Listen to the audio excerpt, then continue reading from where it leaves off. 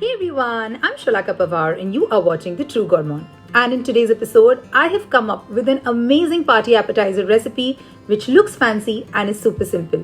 So let's get started with Chatpata Paneer Tarts. Now for making the paneer tarts, we basically need these tart shells. You get it as is in any supermarket near you.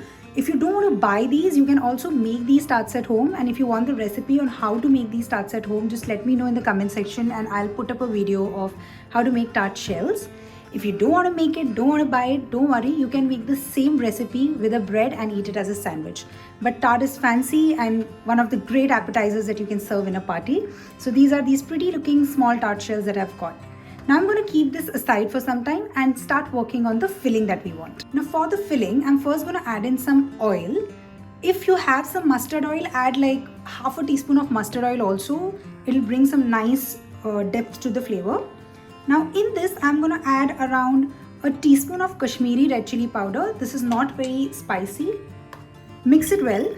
Now in the same mixture, I'm going to add a heaped teaspoon of ginger garlic paste. You can add a little more if you like it. And then I'm going to keep on adding some spices. 3/4 teaspoon of dhania powder, that's coriander powder.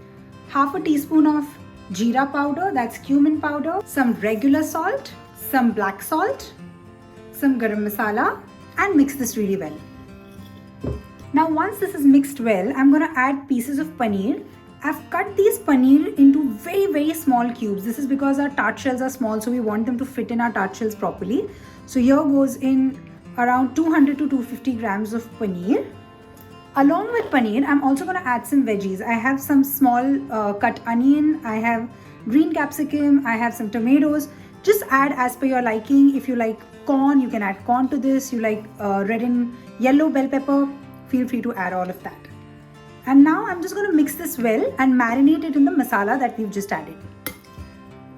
Now this is nicely mixed. I'm going to keep this aside for 10 to 15 minutes so that the paneer marinates for some time. Now I'm quickly going to make a nice dip. For this I'm going to take a bit of garlic mayonnaise. If you don't have garlic mayonnaise, you can take regular mayonnaise. So say I've taken around 2 heapful spoons of garlic mayonnaise. In this, I'm going to add green chutney. This is our basic pudina and coriander chutney.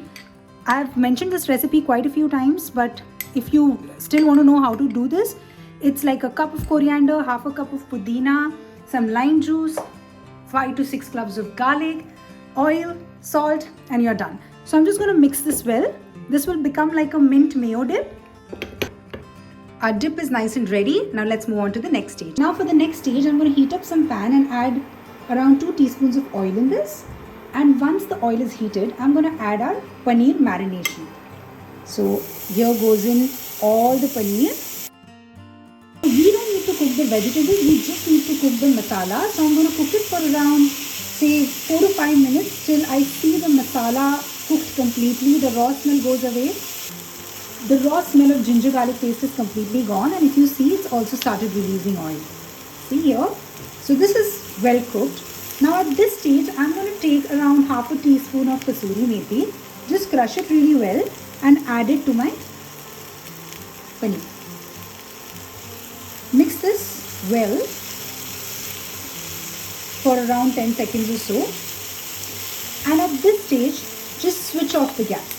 First ingredient that we add after switching off the flame is like a healthy pinch of chaat masala, or say 1/4 teaspoon of chaat masala. If you like it more chatpata, add more chaat masala, that's okay. And then I'm going to squeeze half a lime.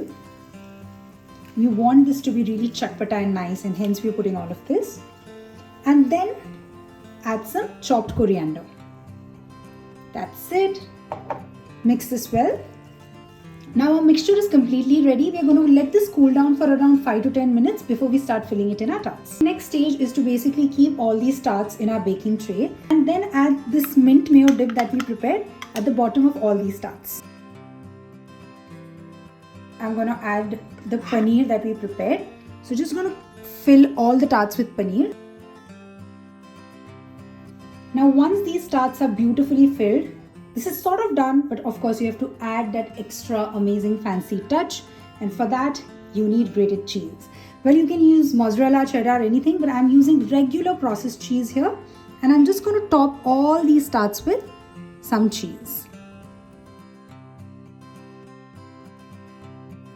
So we're going to just put this in the oven at 180 degrees Celsius. Make sure that your oven is preheated at least 10 minutes. Now our tarts were baking for around 7 to 10 minutes in the oven. The cheese is melted. The home is smelling so nice. And I've also kept this out for another 5 minutes after it was baked, just so that the tarts cool down a little bit. And then I'll show you how to present these tarts. Now these are beautiful as is. You can just serve them just like this. Otherwise, what you can do is say, take one tart. On the top as well, I'm going to add in like a little bit of this mint mayo dip that we made. Like so. I'll add a little more. This will give some moistness to the tart. Now on the mint mayo in the center, I'm going to add a little bit of ketchup, completely up to you. You want to avoid ketchup, you can, but that's how you do this. And then you can just decorate this with a nice sprig of coriander, a very, very small one, like this. And our tarts are ready. I'm going to make all of these just like this and serve it in my party today. Hope you liked this recipe. Do let me know in the comment section how it was. I'll see you guys in the next episode of True Gourmand. Till then, bye-bye.